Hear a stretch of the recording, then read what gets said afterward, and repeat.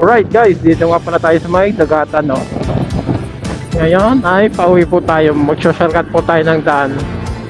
Hindi po tayo dadaan sa may Talisay na going po siya sa pauntang Pawe Padre Garcia.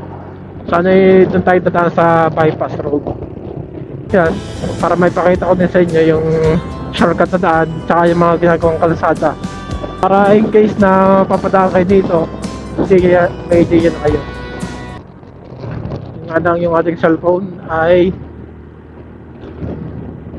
nagkakaroon siya ng problema kasi nag-aalog-alog siya. Kailangan natin gawin is tanggalin siya. Ang ganda ng bundok, oh. Nakita dito yung bundok. Ako po, yun, sa mga gusto pong umiwas sa traffic, pagkaalam yung traffic sa may lipa, pwede nyo itong daanan papuntang Garcia. Tingnan po dito is papasok kayo dito sa may sa may boundary ng Talisay na yun, oh. Ito na po yung Talisay. Ingat-ingat lang tayo pagpasok at yan, ginagawa pa lang kalsada din eh. Situation, ginagawa yung kanal. Grabe yung ano nila, banderitas, oh. Ito yung mula dyan sa kanto hanggang sa pinakadulo ng barangay nila. Sakto din ang ating daan dito at marami ng kumpanya. Sige, bomba lang.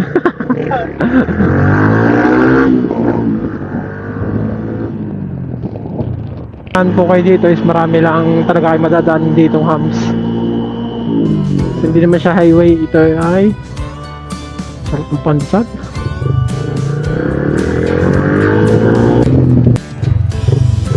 Tapos yan, is kakanan kayo, dire-diretso nyo lang itong daan to.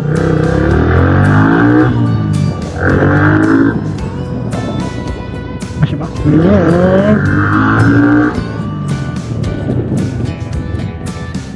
Madulas ang kalsada at chill lang tayo. At hindi pa pala nagtatapos yung ano nila, yung banderitas, oh. Grabe, kita nyo naman haba ng banderitas nila. Grabe mga taga-Talisay. Ang combination ng kulay nila yan, oh. Yellow, green, white, then yellow. Sa amin pagka nagpe-pesta yan eh, Sumbarako. Yan pala yung ano nila, pinaka ano, thermos.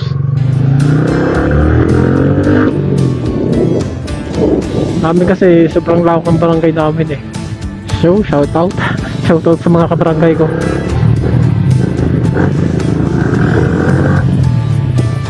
Siguro mga pang-ano na yan pa to, pang-anim.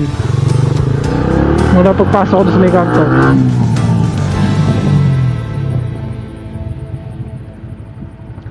Lubak.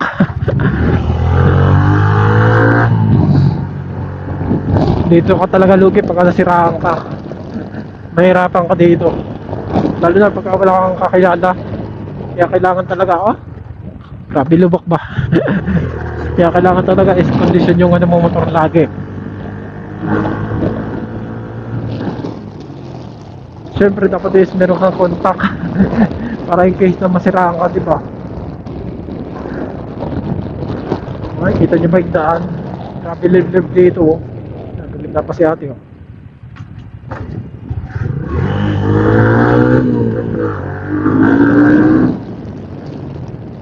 Dito na po tayo sa may San Isidro. Tapos ang gagawin po natin ay going to Santo Niño po tayo. Ano? Kita nyo po yung ginagawang yan, oh.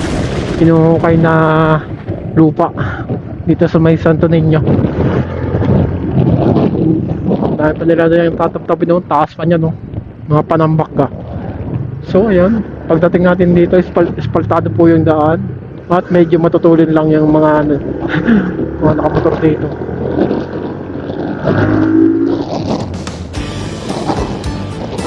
Yan, dito po tayo dito, may pahon dito. Kasi hindi mo dito kita yung kasalubong ko eh. Park dito. Yan, oh. Chill lang tayo dito. Grabe, oh. Kabundukan na to, guys. Tapos malapit mo siya sa paanan. Tapos ay kakanan naman po tayo. Ito boys, dire-diretso nyo lang yung daan na yan. Kunod. Gora na guys. Gora na.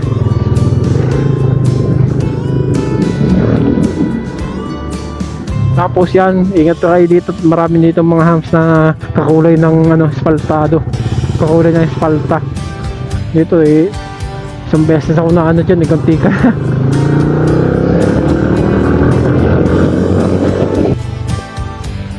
Tapos yan dito ay wag na tayong dumaan sa may kabilang yan, ganun din naman at sirang kalsada at baka mapahamak pa tayo. Grabe lumak ba? Kasi bukod ang daan na to Oh, lumak ga.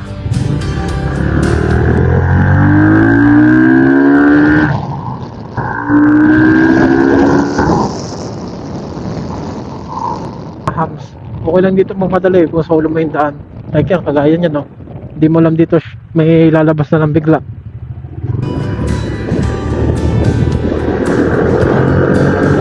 Para mag-overtake. Pag hindi mo kita, para mag-overtake. No? Kaya na lang no.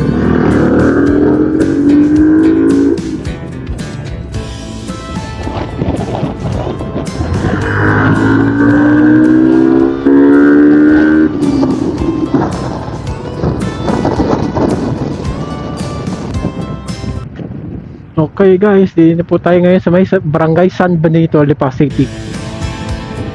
Ang kasunod na barangay po nito ay San Celestino. Doon po nun ay bawi na. Yung ginagawang bypass road. Dito bayos naman yung daan. Kaso problema lang talaga yung ano, mga kurbada. Tsaka yung mga luwak-luwak na daan.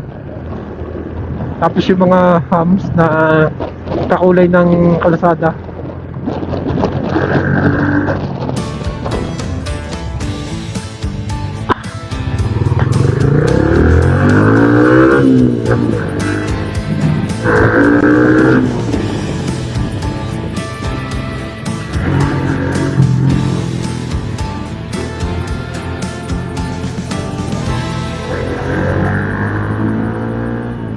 Ganito talaga mga bukid itakay-ingatan mo yung mga aso na lang biglang lalabas.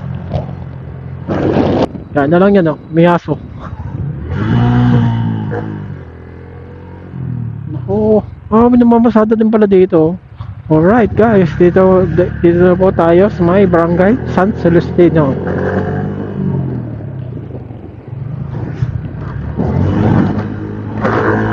Sa barangay nito, natuturbyo na yata ang sa barangay nito. Ito, sobrang daming hams na ating dinaanan, lalo na doon sa mga walang ilaw. Oh, Spider-Man kanina nakakita ako ng doon sa mga nakakaway na gano'n.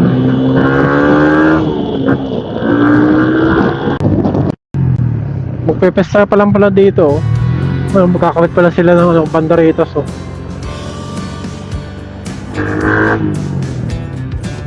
Basta diyan natin sa may Talisay tapos ng piyesta dun hindi pa nila binabaklas yung mga banderitas. Grabe ang dami nung babaklasin. Imagine nyo naman mula dun sa may kanto hanggang sa dulo ng kanto.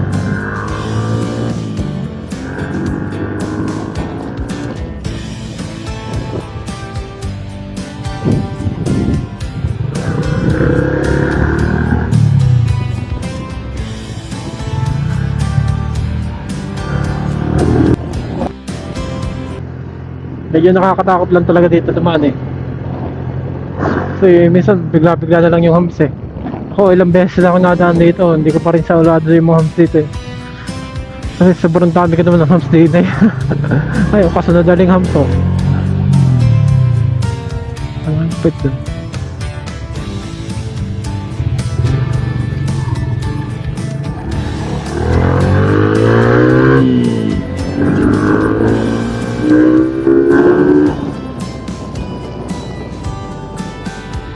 Hams ulit.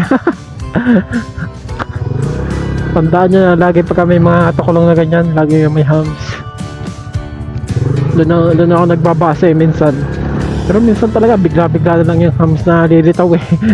Hindi mo inaasahan. Gigising ka talaga. Chipe.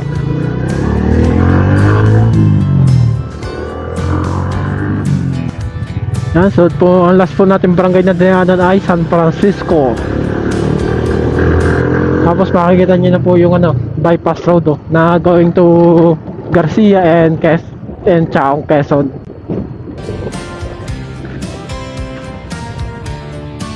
So, yung daan na to. Ayun pala yung papuntang ano. Yung daan na is papuntang San Pablo. Ito sa Riay pa Garcia. Okay, kita nyo mga kala ko nakapag-overtake pa oh. Medyo makalat pa nga lang din masyado. Hanggang ano to? Ilang lanes? 1, 2, 3, 4, 6 na lanes? Grabe lang ako.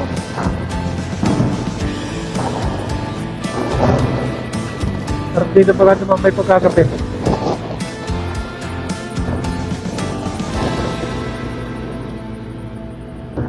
Sa may talisay. Doon pala labas niyan. Kung naayos, dito na ako dadaan papuntang ano, Palipa. Pwede na, bilis-bilis ang biyahe. Isa lawak ka naman ang daan. Oh. Ang ano lang dito is wala pa silang gasolinahan na itatayo. Ang going pa rin yung mga ano dito, mga worker. Nabutan ko to dati, nag-uumpisa ito. Yan, dyan ko nabutan. Nag-ano kasi kami noon. Yan dito. Nagkarga kasi kami dito ng kahoy. Nagkuha kami dito ng kahoy. Yung mga pinagpuputol na puno, yun, kinuha namin at pinaggatong. Yan po yung update na ginagawa dito ng kalsada. Tapos na rin siya. Dinis na lang din.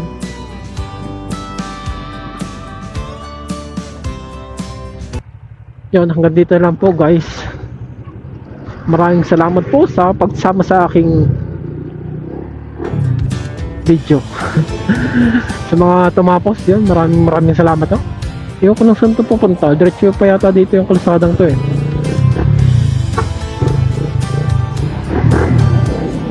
Bago ako magpaalam, isang bamba muna sa inyo.